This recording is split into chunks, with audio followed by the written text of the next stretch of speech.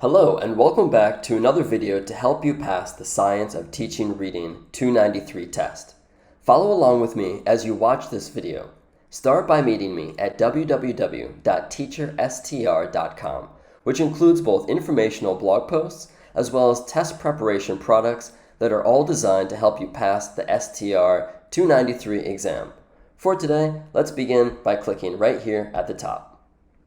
Here we are at our test products page, which includes the STR study guide, online course, and bundle, which includes the online course and study guide.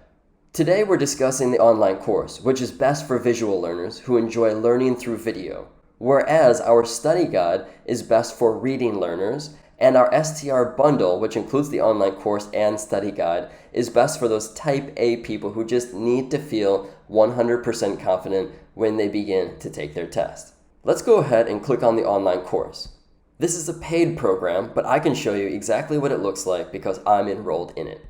The online course includes all of the domains and competencies that are needed to know in order to pass your STR test. Lesson number 1 gives you an overview and framework. Lesson 2 is all about the principles of the science of teaching reading.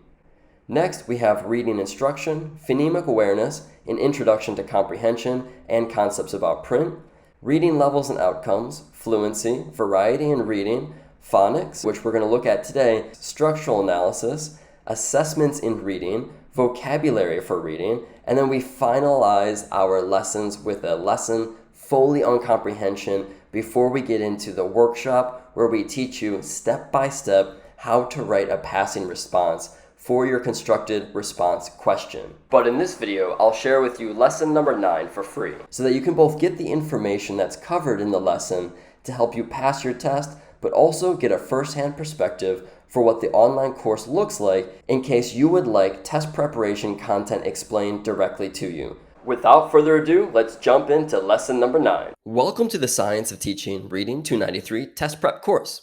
This is the 9th lesson in this series, and in this lesson, you will learn all the aspects about phonics that you will need to know for your STR test.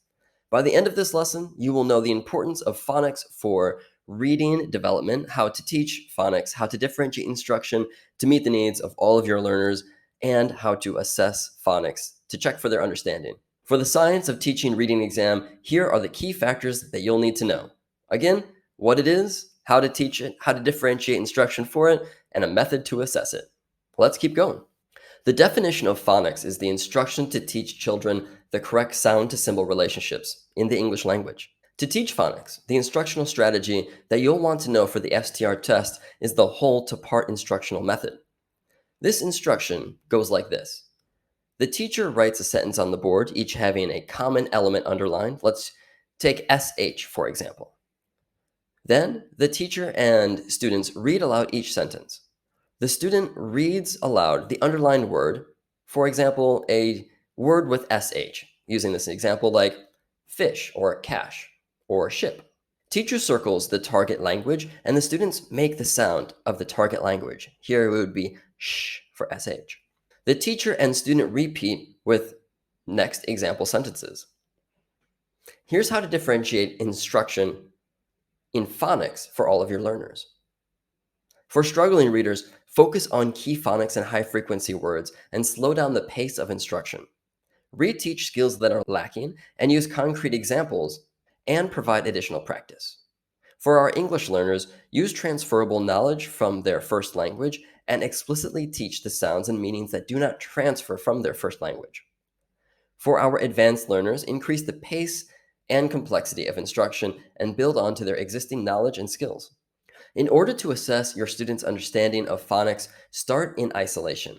This is when the teacher presents the student with a list of common element words. So for example, all words with SH, just to keep with the same example. And then the student reads the words. Next, apply these words in context. This is when the teacher presents the student with a few paragraph passage and asks the student to read the passage. The teacher listens for miscues and notes patterns of errors. Understanding the 5 stages of spelling development allows the teacher to implement targeted reading strategies for students. Furthermore, knowing a child's level of spelling development guides the teacher to know which kind of instructional intervention and strategy the child needs right now. If you receive questions referencing spelling development on your STR exam, use the following information. Stage 1 is the pre-communicative spelling stage. This is when the student currently demonstrates no understanding that letters represent sounds, and when asked to write something, the student draws pictures or squiggly lines to try and convey meaning. If the student does write letters, they are randomly placed. Stage number 2 is the semiphonetic stage, and this is when the student is beginning to attempt to connect letters to sounds, and the student's understanding of sound to symbol relationship is still quite weak. When the student tries to write a word, only some of the letters from the actual word will appear in the student's writing. Stage 3 is phonetic, the phonetic stage. The students at this stage now understand that letters represent sounds, and the students write with letters, but oftentimes will misspell the word. Important to note, students at this phonetic stage of spelling can become frustrated while trying to write because they notice that their words that they're spelling are not correctly spelled, but they still have a difficult time finding that correct spelling. In this stage, it's crucial for teachers to provide ample encouragement for the student to write and to not feel overwhelmed by writing perfectly all the time. Stage number 4 is the transitional stage, and this is where students at the transitional stage of spelling have been exposed to nearly all patterns of spelling from the English language. They know that all letters make sounds, and at this stage, the majority of students' writing is spelled correctly, but they will still make mistakes when spelling words that have several spellings or challenging digraphs in the words. And then stage number 5 is the conventional stage, and at the conventional stage, the student spells almost all of the words correctly. Next, let's talk about orthography, which is the ability to spell words correctly. To teach spelling or orthography, use the instructional strategy of providing multisensory instruction. This is when students write the target word multiple times using different colors and highlight the target element.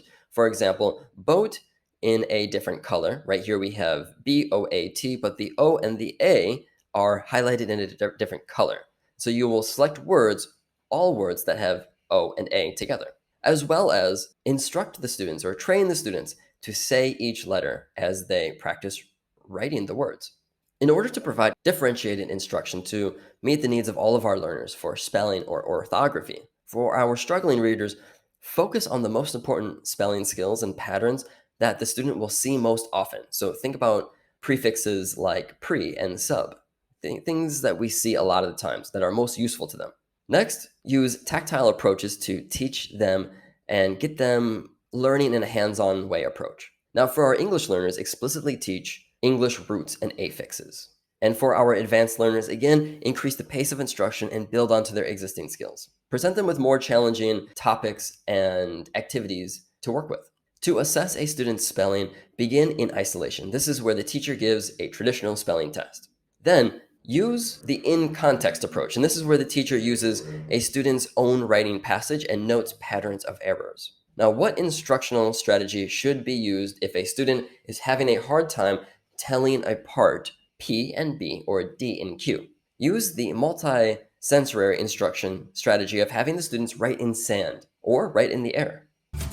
TeacherSTR.com, the best place to help you pass the Science of Teaching Reading test.